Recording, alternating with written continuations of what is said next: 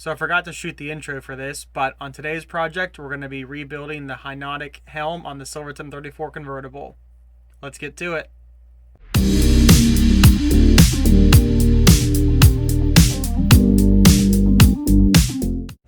The first and maybe most important step of the project is to find your Hynautic, however you say it, reservoir, and take the pressure out. But also suppose step one would be removing all the junk out of the way. So how this system works is the actual steering wheel is the pump for pressurized fluid, but to get the fluid from the reservoir to the helm, this cylinder has some pressure to it. I believe it should be about 25 to 30 psi. It probably says somewhere on there. But the critical part is to release this pressure before you crack open any lines. Otherwise, that fluid is going to come rocketing out at you, and you'll have even a more difficult time bleeding the system. So I'm going to go ahead and take this off here and undo. Actually, let's be smart. Let air out like we would a tire.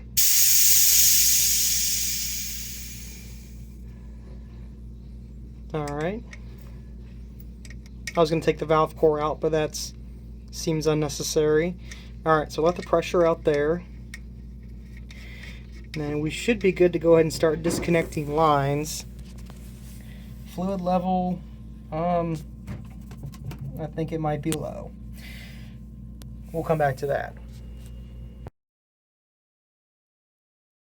Okay, so this particular boat is a 1983 Silverton 34 convertible that has a helm inside the lower helm, and of course the helm up on the flybridge. The issue at hand is the seals inside here are not perfect.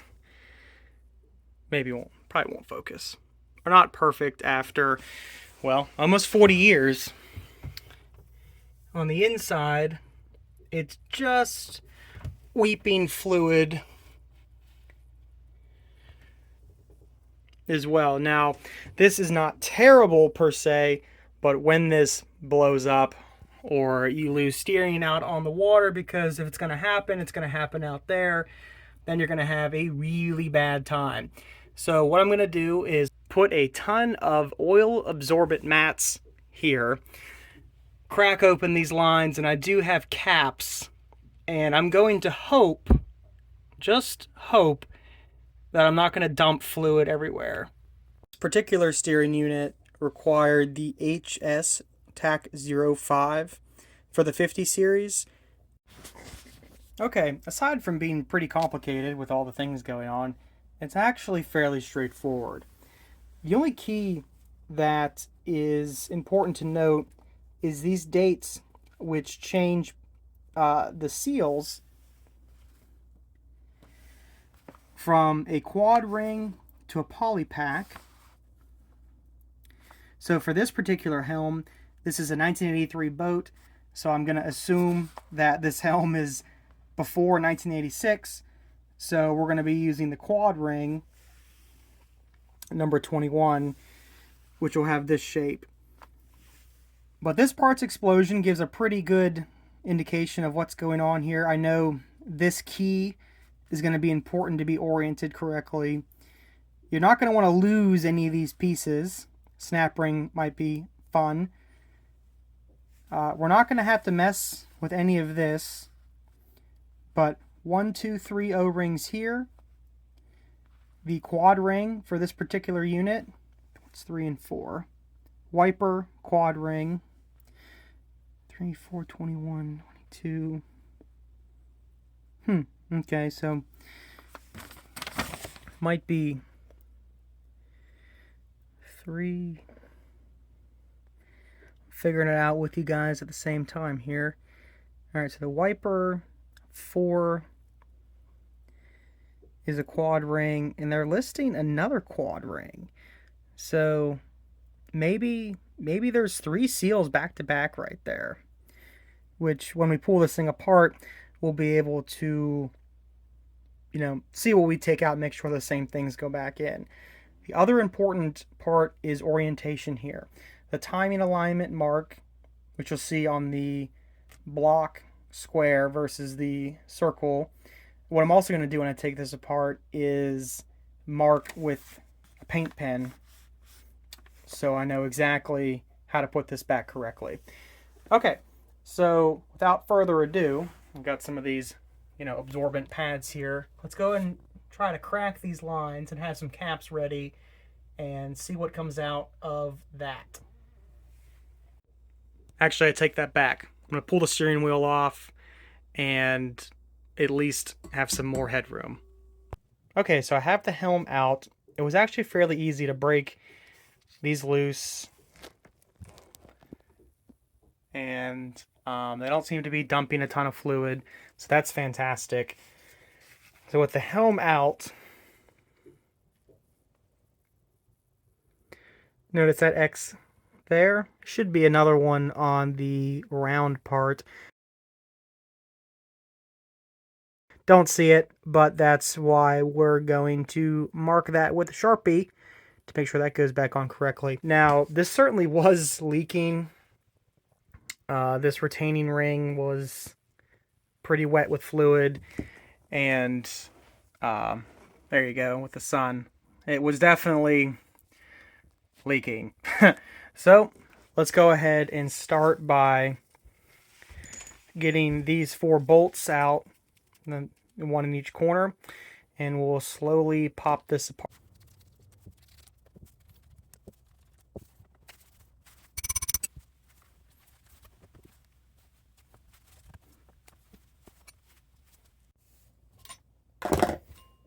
So after some persuasion, some light taps with the old Tanya Harding, I'm sure this is not an approved method. I don't have a vise on the boat, so this is the best I got right now, trying to separate these 2 pieces. And I'm really hesitant to stick a screwdriver in here. I don't want to damage any of these mating surfaces. I don't think it's an issue because it's all O-rings. There shouldn't be anything on these 2 outside aluminum surfaces, but I'd kind of rather be safe than sorry. I'm sure I'll get upset here shortly and start doing something I shouldn't, like put a screwdriver in between there. Yep. Just doing nice and easy though. Just have to break the seal on these O-rings. And I'm sure if this was in a vise, this would be way, way easier. Just nice and easy. And every little tap it's coming out here. Let the fluid waterworks start rolling.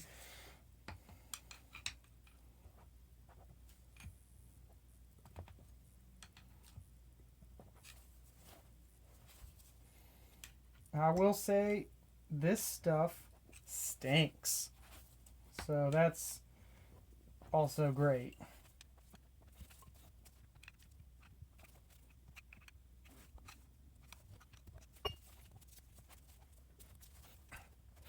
Good Lord.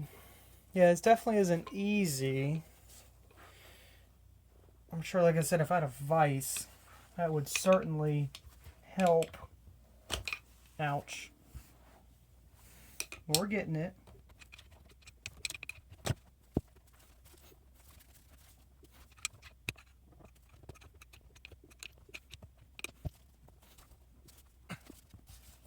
Alright, so we got past another O-ring here.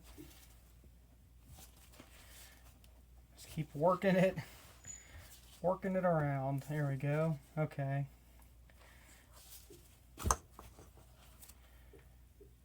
Alright, well, we got it separated. We'll set that valve body piece over to the side for now. Now I'm going to take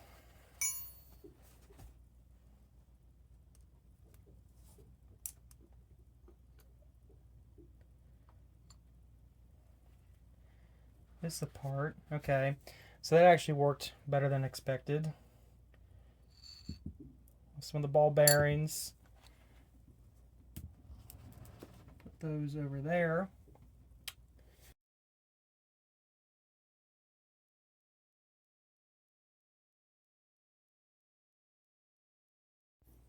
Okay, so the outermost seal came out in pieces, which went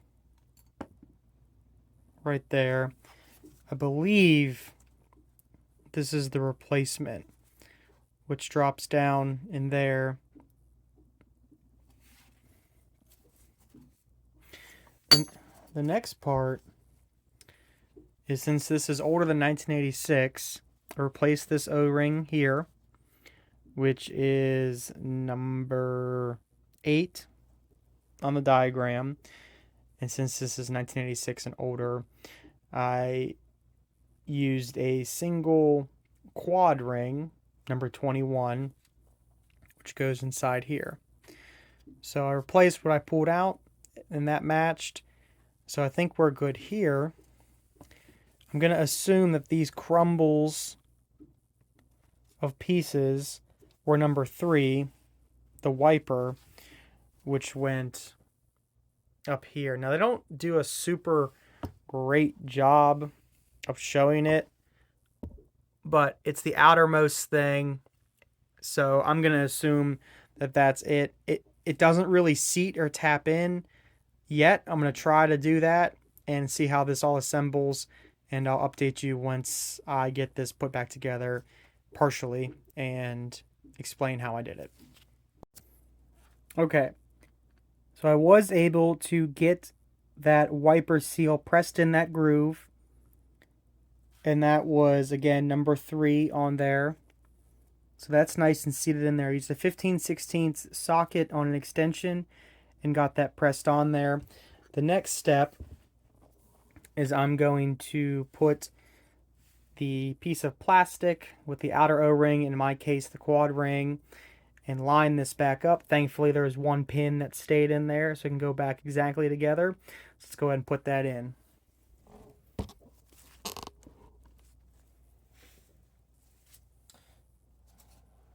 To do this, all right, so we line this up with that pin facing that way. Try to clean this up, keep this as clean as we can.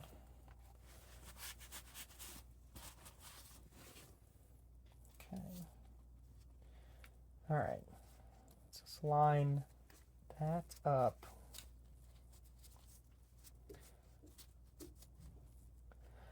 Two fingers.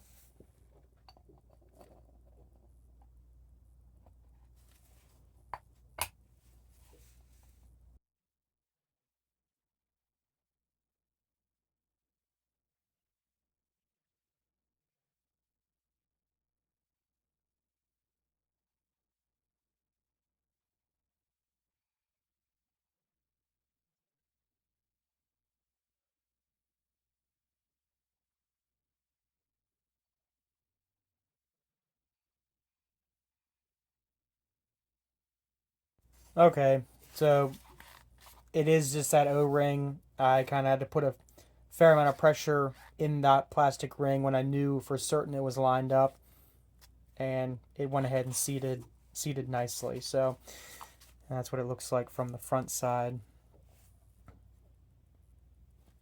All right. Okay, so we have the key in, the ball bearings in.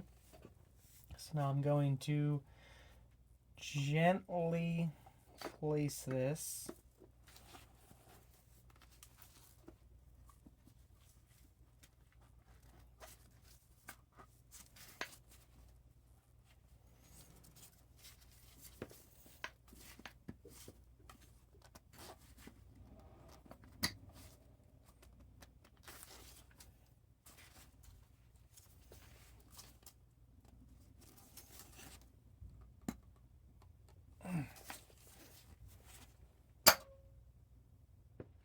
Money shot.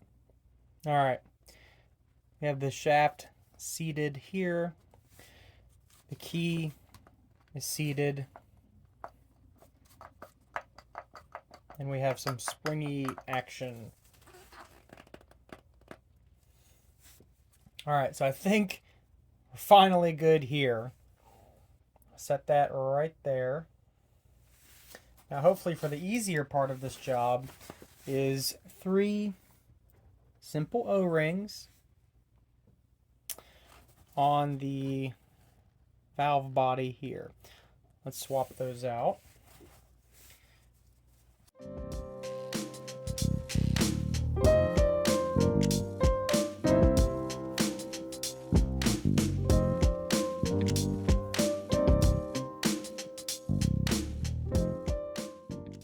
We're good to go there. So now, putting these back together, this is where our timing marks are very, very important. So you see the 2 X's called out. So we have an X here. And on this unit, the X is in the Sharpie right here. So that means they should go back together just like that. I tell you what, I'm going to put some fresh oil on these O-rings to help that process. Slide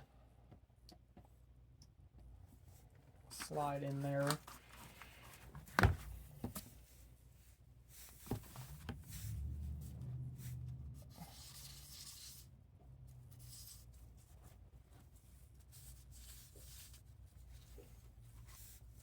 Now that we have our timing marks correctly indexed and the faint Sharpie line is there, and I know this was the top of the unit, let's carefully put this back together.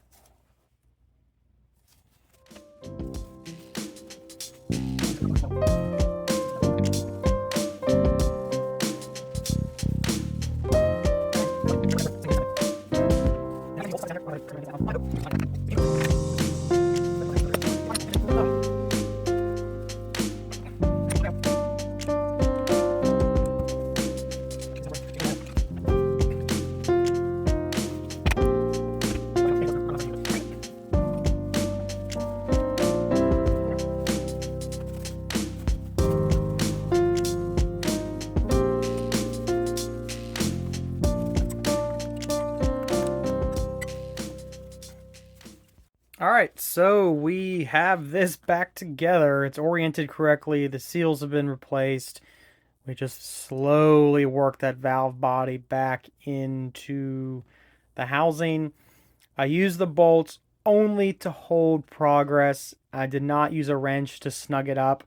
Just barely would go around all 4 to hold progress as I kind of worked the helm back into each other, because you're not only going to fight O-rings, but you're fighting that spring pressure that's in here too. All right, let's put it back on the boat. Okay, step 1, locate purging screws and break those loose, then back off by hand. Step 2, fill up reservoir, and step 3, pressurize 235 to 40. So I'm going to do those 3 steps and we'll come back.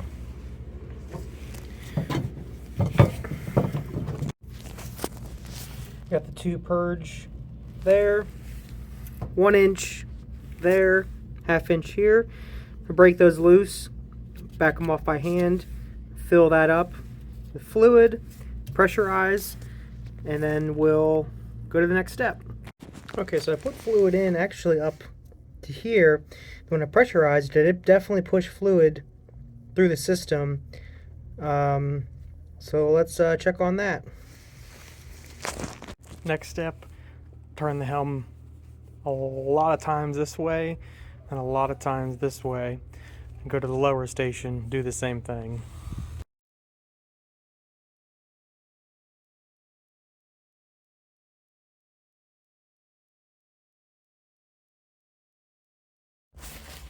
Okay, so after turning the helm a ton of times one way, then a 10 times the other way, then moving to the lower helm and doing the same thing, Got to crack these bleeders right there. There's one down there as well to make sure there's no air in the hydraulic ram. That was the last thing to check for air. And then going back over to the reservoir, you're going to close the pressure relief at the bottom, make sure the fluid level is correct, and make sure the pressure is correct, and you're good to go.